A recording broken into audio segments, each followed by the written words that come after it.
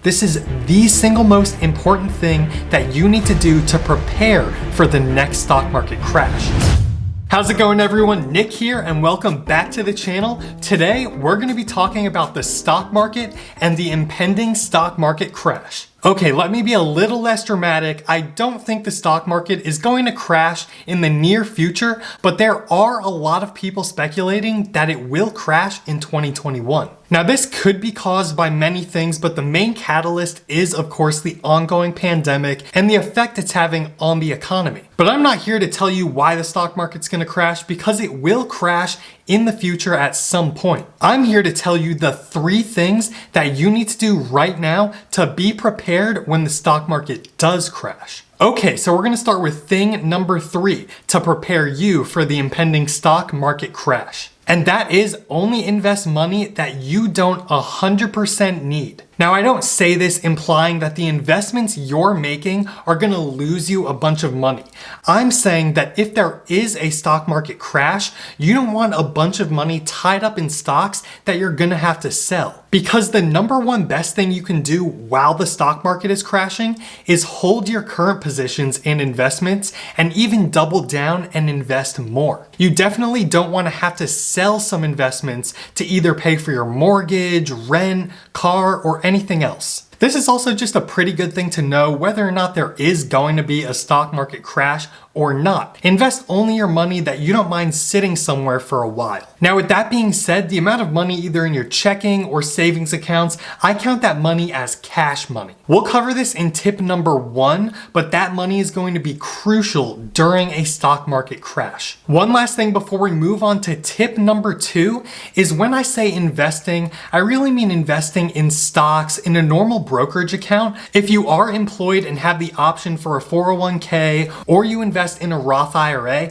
I definitely think you should keep doing those. Definitely don't stop those retirement investments. I'm more talking about your brokerage investments where it's just kind of extra money that you don't have in savings that you want to do something with. That brings me to thing number 2, so you are prepared for the next stock market crash. And that is paying off your credit card debt as soon as possible. Now, I know this is advice you'll hear all the time, but here's why it's important for the next stock market crash. Most of the time when the stock market does crash, the unemployment rates go through the roof. So making sure you have no credit card debt is crucial in case you do lose your job or see a reduction in income. Believe me, you don't want the stock market to start crashing, you somehow lose your job, and you are stuck with a credit card bill every single month. Now, I'm not including things like student loan debt in here because a lot of the time student loan debt and other sorts of debts will be forgiven for the time period of a recession or stock market collapse. And we saw this last year in 2020, and it might also be a thing here in 2021.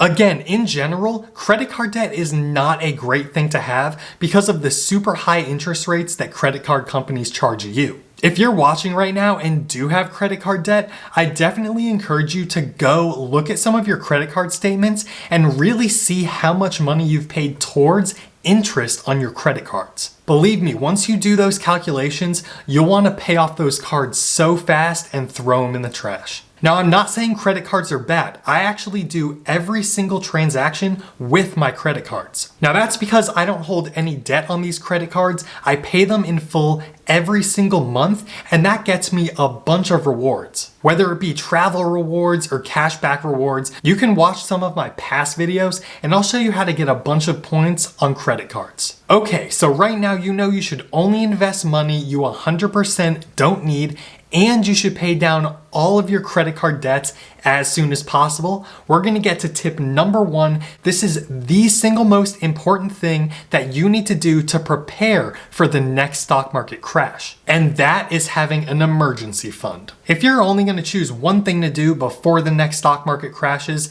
this is it. So your emergency fund at a minimum should be 3 months of your expenses. Now, this includes everything. This is like you normally living, however much money it takes for you to live 3 months, that's how much you need saved in a savings account. Now, what I like to do when calculating how much I should have in my emergency fund, I actually go through and make a mock budget of the bare minimum that I could survive on. So let's just say I think I could survive fully on $4,000 for a month. My bare minimum emergency fund would be $12,000. Now, personally, I think an emergency fund should really last you 6 months. Now, I say 6 months because of that high unemployment rate you see with recessions and with market crashes. You want to protect yourself at all costs if you find yourself out of a job and needing work. Here's my personal tactic I would use to help you save for your emergency fund. Let's say you have $0 right now. I would cut back on all of your expenses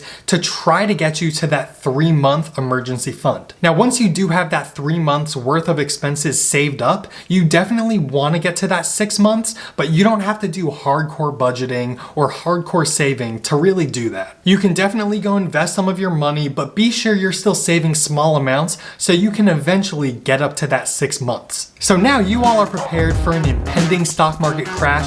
Thank you for watching. I'll be back next Thursday with a new video. Be sure to like this video and subscribe for more. Thanks for watching. I'll see you next time.